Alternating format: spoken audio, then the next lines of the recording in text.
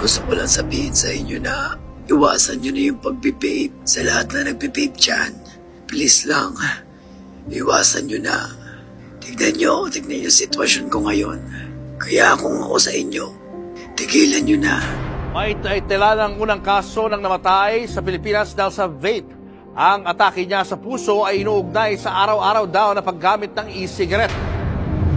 So recently po ay napabalita na merong isang 22 years old na lalaki, Pilipino, ang namatay. And nire-relate nila yung pagkamatay nito dahil daw sa araw-araw niyang pag-vape. So actually binarita to sa TV5, Frontline Pilipinas. Panoorin natin yung video. May tila ng unang kaso ng namatay sa Pilipinas dahil sa vape. Ang atake niya sa puso ay inuugnay sa araw-araw daw na paggamit ng e-cigarette. Nasa frontline ng balitang yan si Reynel Pawid. Lalaki, 22 years old, hindi umiinom ng alak, hindi nagdodroga.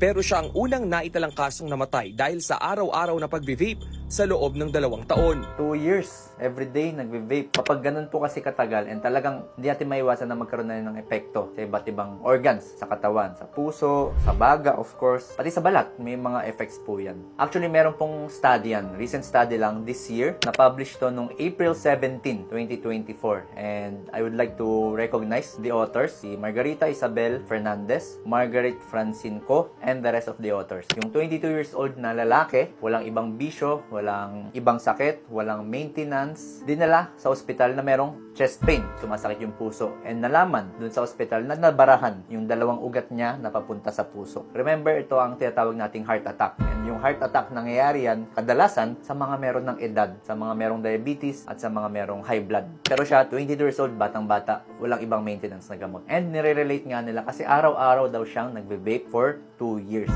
Sabi rin dito sa study na dinala siya sa ER after niya magkaroon ng sports activity. So, di ko lang, baka nagbabasketball and may kasamang hirap sa paghinga, tapos pinagpapawisan and may mga masakit na kasukasuan, yung myalgia. Tapos 1 week before that, meron daw siyang productive cough, inuubo siya na may plema, merong hemoptysis, may kasamang pagdurugo yung ubo niya, may lagnat at pagsusuka. So, mga sintomas po yan ng pneumonia.